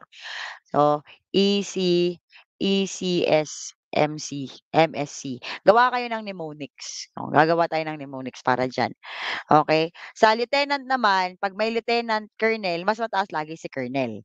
May lieutenant colonel, tapos colonel. 'Pag lieutenant general, that's police general, correct. I-landscape niyo na lang yung cellphone niyo para makita niyo, okey? So, 'yan yung pinaka-last na batas tungkol sa PNP. 'Yan yung nagbago ng ating rank classification. So, puwede niyong gawin, ano ang katapat ni PO1, patrolwoman, PO2, corporal, PO3, staff sergeant, SPO1, Master Sergeant. So makikita niyo 'pag nag-SP na, nag-senior police na, mayroon ng Master Sergeant. So start tayo sa Master Sergeant, SPO2 Senior Master Sergeant, SPO3 Chief Master Sergeant, SPO4 Executive Chief Master Sergeant.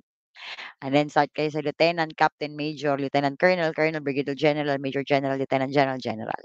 Okay, so may puwedeng maging tanong, kung ito yung lumang tawag, ano na ngayon yung rank na 'yan? 'Yan yung puwedeng maging tanong, okey? So, actually 'yan lang yung aking ano, history ng Pilipinas, okey? Ang pinakaunang, the first PC chief, 'yan, non-commissioned officer, AKC Mascopat, Jessica Mascopat, executive chief, ano yung H? Sa chief. Tapos senior, and then senior, master sergeant, corporal pat. Wala staff, ayan staff. Oh, merong binibigay dito si Ivan, Ekemascopat. Okey, para daw maalala niyo non-commission, non-commission. Anong how po, Sir Ibrahim? So guys, ganito, so ilagay niyo diyan kasi history talaga 'tong historyng-history. Ah, First chief ng PC, Henry T. Allen, Henry T. Allen. Sino naman ang huling chief ng PC bago tayo naging PNP? Sino ang huling chief ng PC? Kasi bale nung nagpapalit 'di ba guys, nagpalit si PC ginawa na siyang PNP. Siyempre may current chief nun. Anong nangyari, sino yun? Bale hati siya guys, siya yung last na chief ng PC, unang chief din siya ng PNP. Alangan naman nung nagpalit ang PC sa PNP tanggalin siya agad 'di ba? So yun ay si Cesar Nazareno. Si Cesar Nazareno, pinakahuling chief ng PC, pinakaunang chief siya ng PNP. Okey, okey. So yan ang ating history. Let's check kung may natutunan kayo sa akin. Ano ang tawag sa pinakaunang police force Rafael Crame is the first Filipino chief, okey? Ano ang tawag sa unang police force during the Spanish regime?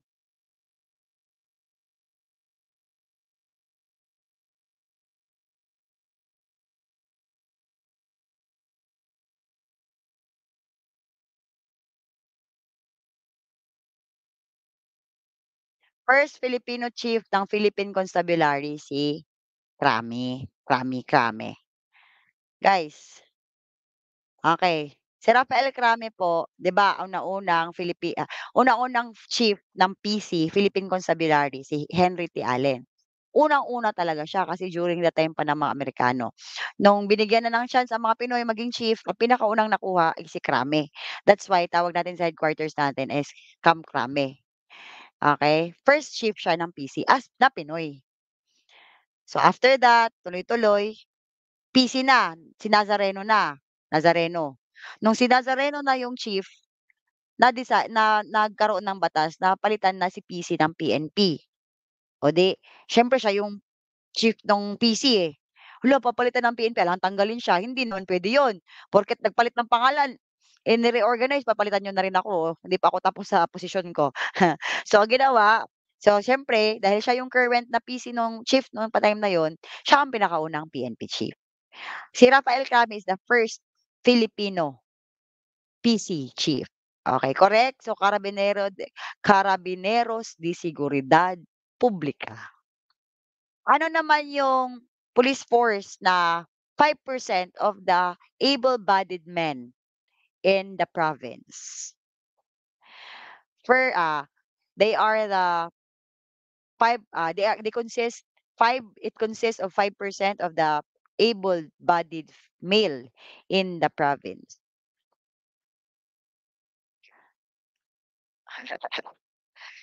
Ang bagal nitong ano ko, Cuadrilleras, yes, correct, correct, correct. Okey. Anong batas ang bumuo sa PNP? What law created PNP? What law created PNP?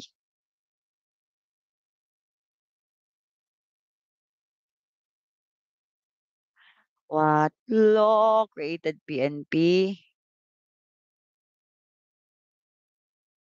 Nasaan na ba ako banda?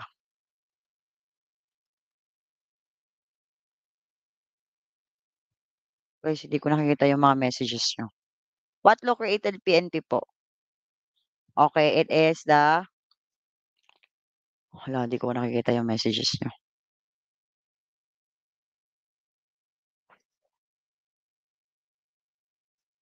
Hmm.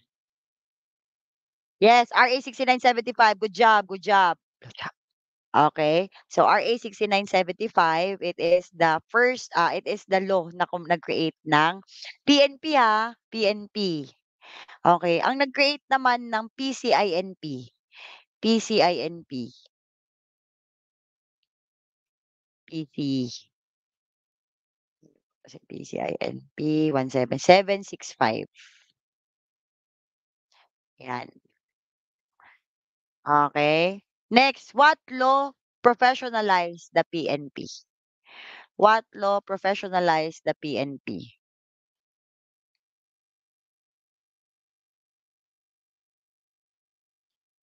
What law professionalized the PNP? Yes, ang created the PNP 6975. What law professionalized the PNP? Mabagal yung internet ng iba. Hanggang ngayon quadrilleros pa rin yung sagot nila. Ha, ha. Okay, good job, good job. Next, uh, what law gave the in-service member of the PNP 5 years as their reglementary period? Reglementary period. Galing-galing naman ng mga 'to. What law gave reglementary period 5-year reglementary period? Reglementary period, correct? RA 9708. Okay? What is the rank of the head of the PNP? Rank of the head of the PNP.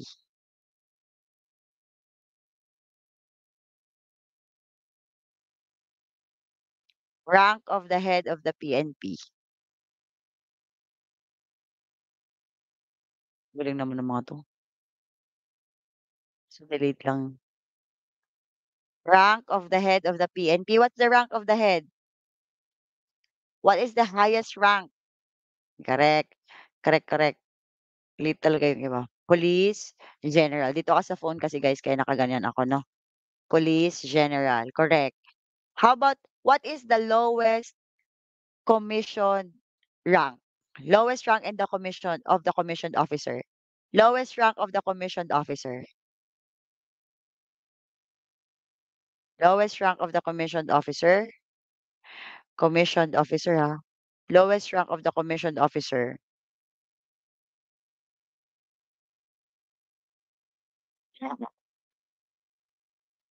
Lowest rank of the commissioned officer, that's lieutenant. Correct. Police lieutenant. Eto, baka lumabas sa board, sa exam 'to. Who is the ex-officio chairman of the NAPOLCOM? Who is the ex-officio chairman of the NAPOLCOM? Uy, ayusin yung spelling ng lieutenant, Layu, lieutenant, gano'n. Who is the ex-officio chairman of the NAPOLCOM? Ay, may nagsagot ng patrolman. Lowest rank commissioned. Commissioned is lieutenant, captain, major. So, mga non-commissioned kasi yun sila, patrolman. Nasaan na yung sagot sa tanong ko, who is the ex-officio chairman of the NAPOLCOM? O o o o o o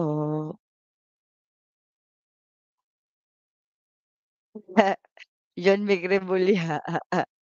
Correct naman, John Vic Remulla. Pero siyempre yung position kasi paano 'pag hindi na siya yung SILG? Correct, the SILG or the Secretary of the Department of Interior and Local Government.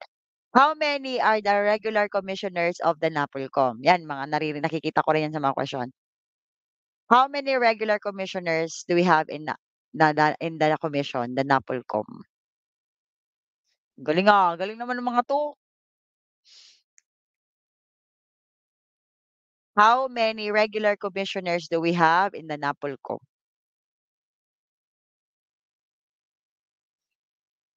You should be credible, 5, 4, 4. Okey lang magkamali sa review guys, walang problema. Ang importante ma-correct natin para hindi niyo na makalimutan. Pagdating ng exam kung natanong siya, ito yung nagkamali ako, hindi ako magkakamali.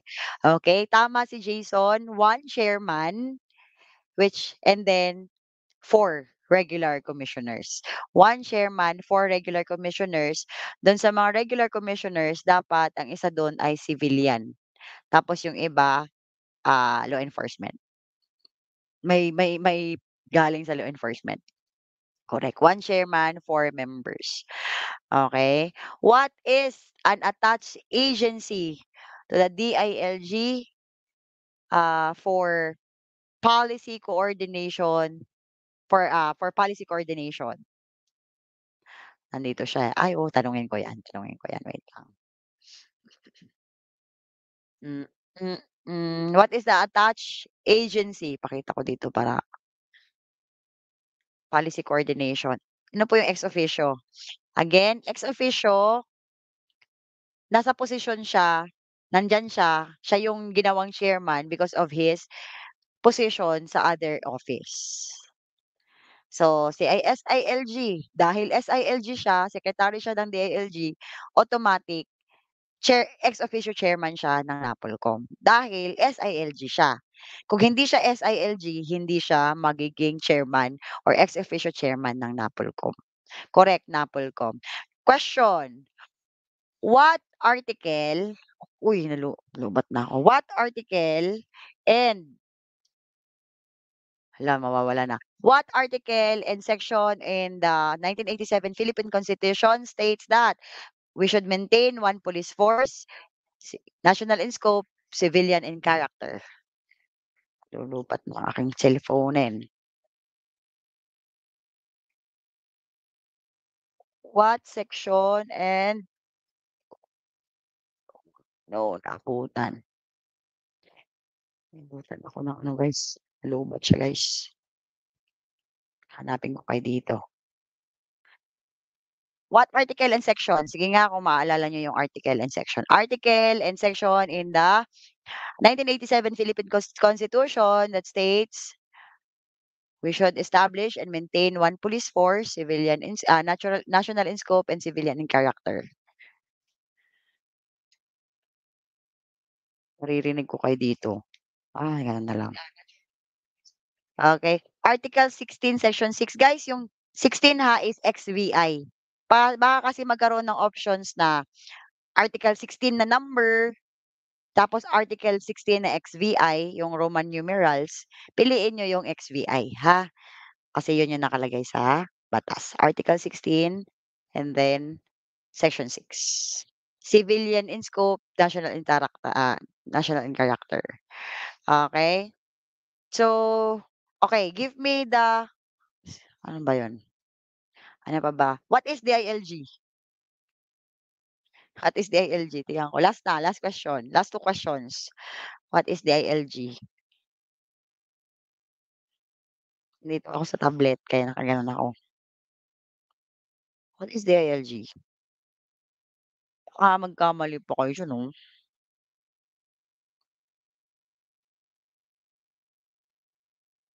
What is the meaning of DILG? Okay, galing naman ni Marwen. Ang galing naman ni Ivan. Nagkamali si Marwin. Sabi niya, Department of Local. Ang dami nagkakamali, part. Oh. Wala yung sa gitna, ayan. Naalala ko talaga guys, may ganong question. Department of the Interior and Local Government, Department of the Interior and Local Government, Department Interior Local Government, ganun lang. Paano 'pag gano'n yung options ta's ang sagot niyo Department of Interior and Local Government? Oh, May the yun, may the. Correct, correct. Sayang naman bonus na bonus na yan, sayang tayo. Department of Interior pa rin. Edit yun, edit niyo. Okey, ano pa ba yung puwedeng matanong dito? Who is the yun, history talaga. Who is the first Filipino chief of the Philippine Constabulary? Who is the first Filipino chief of the Philippine Constabulary? Lakas delay, Department of the Interior and Local Government. Marami pa ring nakaka-bonus. Okey. Sagutin niyo 'yan, Who is the first Filipino chief of the Philippine Constabulary?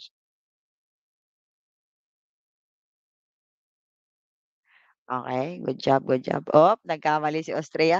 Marwen, Marwen, the Captain Henry T. Allen is the first chief. Hindi siya Filipino. Walang Pilipinong Allen yung last name. Soriano, gano'n yung last name, charot. Mga Espanyol, yung mga apelyido dati. Okey, correct, ayusin natin 'yan. Henry T. Allen is the first chief, hindi siya Filipino. Siya yung first chief, yes, but he is not a Filipino. Si Krame, first chief siya, first Filipino chief. Pinakaunang Pinoy talaga na naging chief, okey? So, for example, si Henry T. Allen, pagkabuo ng PC siya agad yung pinili bilang maging chief. So, first chief siya. Tapos pinalitan ng mga Amerikano. Dumating ang panahon, Pinoy na, pinakaunang umupong Pinoy. Parang Carlos Yulo ba, pinakaunang Pinoy na nakadalawang gold medal. Pero meron ng mga naka-gold medal before, ibang lahi nga lang, 'di ba, parang gano'n. Pero first time sa Pilipino si Yulo, naintindihan niyo? Si Henry T. Allen is the first chief. Puwede mong sabihing father of PC kasi unang-una siya. So, first chief of PC, Henry T. Allen. First Filipino chief ng PC, Krame. Pinakaunang Pinoy, 'no? Naintindihan 'yon? Puwede mo namang tawaging father of Philippine Constabulary si Allen kasi siya yung pinakaunang chief, eh. Naintindihan natin 'yon, guys? Henry T. Allen, again, isipin natin, oh, si Henry T. Allen ay naging chief, okey, naging chief. Ngayon, okey, chief siya, pinakaunang chief talaga siya. Napalitan siya, napalitan mga Amerikano. First time in the history nagkaroon ng Pinoy na chief, si Krame yun. First Filipino chief. Si Carlos Yulo baka lumabas, yes. First Filipino, tatandaan niyo Filipino, Krame. Huwag niyong kakalimutan, bonus dapat 'yan sa pagdating sa exam. 'Pag tinanong first chief talaga, Henry T. Allen 'yan siyempre. 'Pag wala si Henry T. Allen, sige sagot niyo si Krame, pero dapat andun siya. 'Pag sinabing first Filipino chief, 'yan si Krame. Sige nga, isa pa. Who is the first PNP chief? Who is the first PNP chief? Who is the first PNP chief?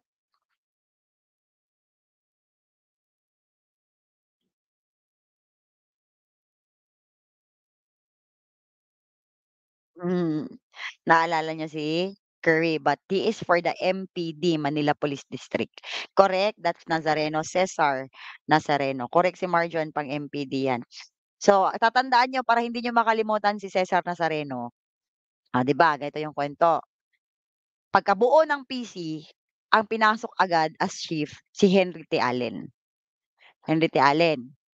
Napalitan siya, napalitan. First time, after nun, first time nagkaroon ng Pinoy. Kasi si Henry T. Allen hindi yun Pinoy, ibang lahi yun, Amerikano siya. After that, napalitan si Henry T. Allen hanggang nagkaroon ng isang Pinoy, pinakaunang Pinoy na naging chief ng PC. Sino yun? Si Krame. So, naging pinakauna, nakakatuwa, may Pinoy na talaga na chief.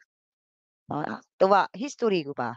So, Rafael, Krame, naging pinakaunang Pinoy na naging chief ng PC. After that, okey, tuloy-tuloy, tuloy-tuloy, napalitan, napalitan, napalitan. Dumating ang panahon, yung PC gagawin ng PNP. During that time, 1990, 1989, ang chief nun ng PC ay si Nazareno. "Uy, Nazareno, ikaw yung chief ng PC ngayon, 'di ba?" "Opo." "Papalitan na yung PC, PNP na. Gagawin ng PNP according to the rule, the batas, RA 6975. Yung PC gagawin ng PNP." "Paano yun? Ikaw yung chief ng PC, tanggalin ka na sa trabaho." Di puwede yun," sabi siguro ni Nazareno 'no. "Dahil ako ang PC chief ngayon, dapat ako yung pinakaunang maging PNP chief." Yun na nga ang nangyari. Pinakaunang PNP chief at pinakahuli. Parang siya yung transition leader ba, naging transition leader siya. Parang kung halimbawa ano 'yan, ikaw ay leader ng ano bang mga GC-GC, o leader ka ng mga ano, Tupad Gang o Tupad Gang. Pinalitan yung pangalan, binago yung grupo niyo, ginawa ng Four Piece Gang. Pero ikaw yung leader ng Tupad Gang, papalitan lang yung pangalan, ire-reorganize. Alangang papalitan ka, ikaw yung leader. Ikaw yung last na leader ng Tupad Gang at pinakaunang leader ng Four Piece Gang. So, ikaw pa rin yun, Cesareno. Ikaw yung pinakahuli na PC chief, ikaw din ang pinakaunang PNP chief. Kasi during that time, ikaw yung leader, eh. So, hindi ka naman chief, eh, hindi ka naman puwedeng palitan, 'di ba? So, gano'n si Nazareno. Si ano naman, si Curry naman, first chief of police sa Manila. Kumbaga sa Manila during that time meron tayong Metropolitan Police sa MPD 'no, MPD Manila Police Department. Siya yung pinakaunang chief nung nabuo na COP, Chief of Police. Bale sa Manila siya yung pinakamataas dun sa Manila Police. Pero sa buong sa buong Pilipinas hindi. Yun yung mga chief of PNP or chief of PC, okey? Sino naman ang current Sino naman ang current PNP chief? Sino ang current PNP chief? Oh, 'wag niyong kakalimutan 'yan, Ang alam ko marami siyang issue ngayon, eh. Current PNP chief, guys.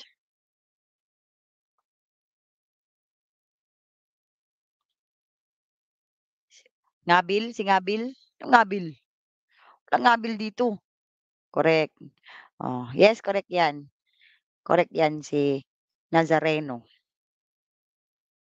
Tama po 'yan, Danica, Madam Janica. Dahil diyan i-report ko yung comment mo, charot.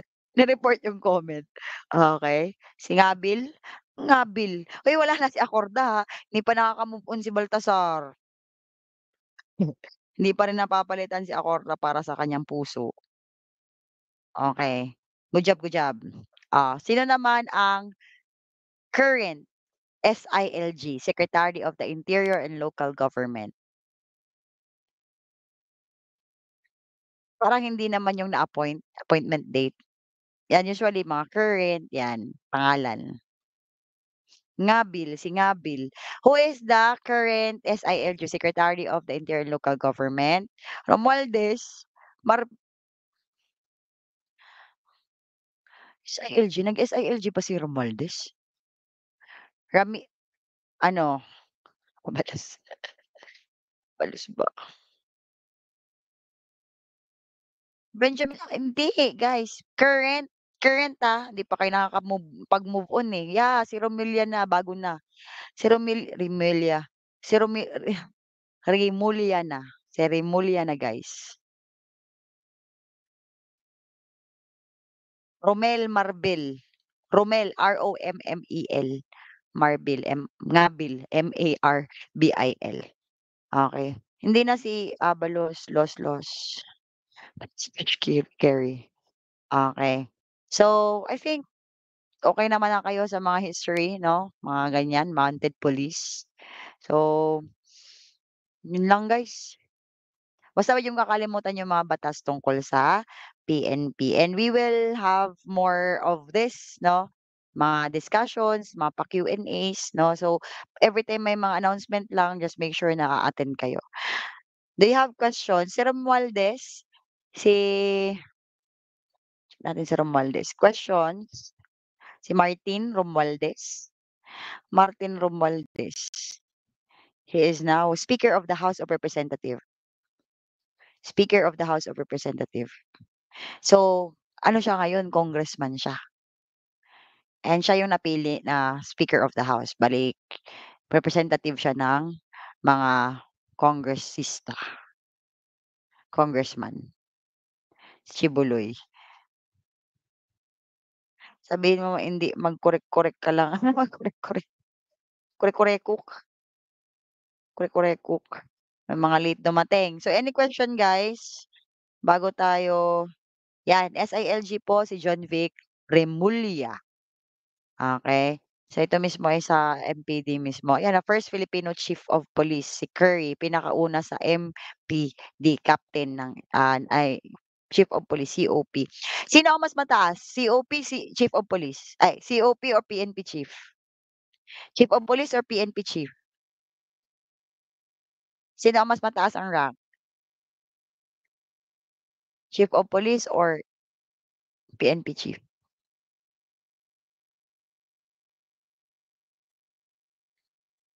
None so far.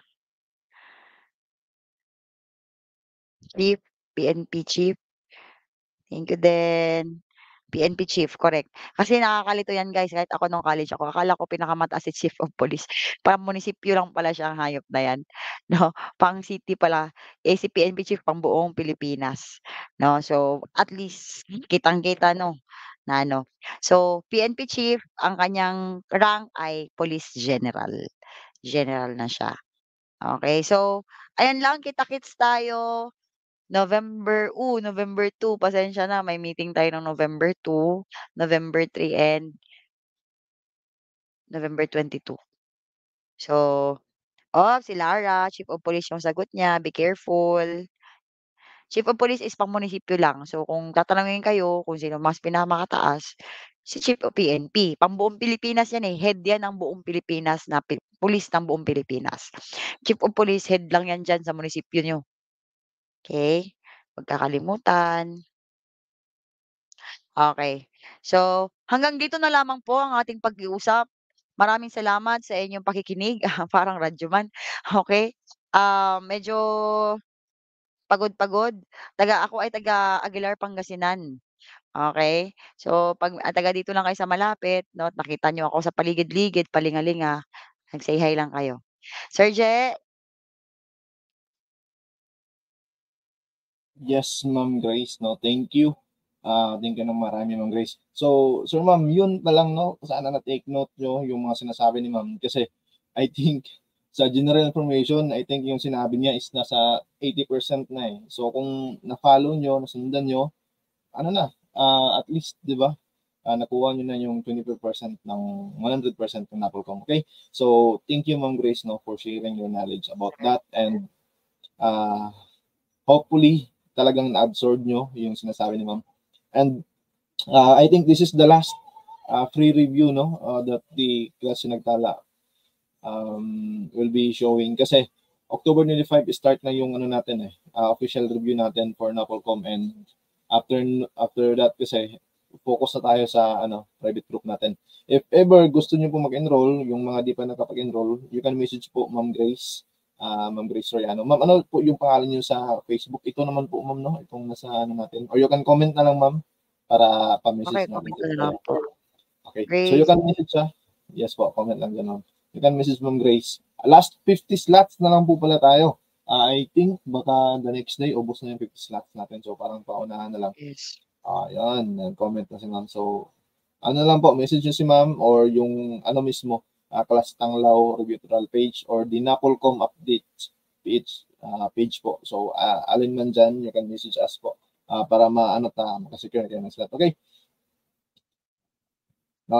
We cannot promise no to have another free review but if ever naman na meron kaming mga vacant time, bakit hindi, di ba? And for sure po, magbibigay din naman kami ng mga free mock test, lalo na talaga sa mga hindi kaya mag-avail. ng review natin. Okay? So, thank you so much. Ano na lang po. Absorb nyo lang po. Balikan nyo lang itong general information kung na-memorize nyo na or na-master nyo na yung mga sinasabi ni ma'am. Ano na kayo? 25% chance na po kayo makapasa. Tapos dagdagan pa natin yung kay Ma'am Jen kagabi. Last na yun. Balikan nyo lang yung mga pre-review natin. Actually, marami naman eh. Nasa YouTube, nagkalat yan. Kung gusto, may paraan. Kung ayaw, marami nila. Okay? So, good night everyone. Ma'am Grace, if you have anything to say po, bago natin tapusin. Wala na, yun lang sir, kapag review period, syempre we have from the 25th, no? Tuloy-tuloy na yan guys. So, ang masasabi ko lang, since isang buwan lang naman 'to, no? So, mag-ano na kayo, mag-sacrifice, no? Mag-ano na kayo, do your best na. Kasi para isang beses niyo lang i-take yung exam. Kasi kung mediocre lang, no? Ano lang, parang you are not giving your best. You are not giving your best kasi iniisip niyo, madali lang, no? 100% yun na, sabi nga ni Sir Jerome, 100% dati nung nakaraan, 100% niyo na. So, during the review, hangga't may time, sali kayo, 'pag hindi niyo kung puwede lang sali talaga kayo sa live. Kung hindi talaga kaya, make sure mapanood niyo yung ating, recorded lectures. Tapos during lectures, mag-take note talaga. Bakit?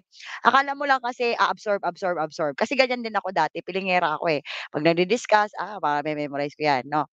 Pagdating ng mga nakikita akong question na na-discuss na 'to, eh. Ano nga ulit 'yun, yung term hindi mo maalala, 'no, yung year, yung batas di mo maalala. So, paano makakatulong sa niyan, yung mga notes, scan mo yung notes. Alam nga naman panoorin mo ulit 'tong 2 hours na live para hanapin lang yung one word na hindi mo maalala.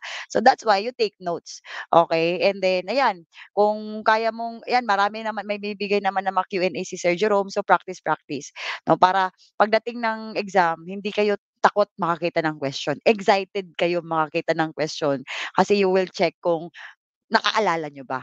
Iba kasi yung takot ka makakita ng question guys, excited ka, grabe yung next question, next question, next question kasi feeling mo tama ka na doon, 'no. So, 'yan masanay kayong makakakita ng question para mas ganahan kayo then try answer paulit-ulit. So, don't be absent sa mga lectures natin.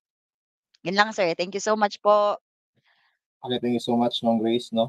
So, that's it. That's the end of our live for tonight. And ano na lang, kita-kits na lang sa review natin at kung sa mga susunod na pre-review pa ng Class ng Lao Review and Tutorial Center. So, maraming salamat po sa pakikinig at sa sa amin. Hindi pag-iwan during sa live review. We have 91 persons na nandito and for sure, papasayang 91 na yan. Okay, good night everyone and keep safe palagi po. Thank you, bye.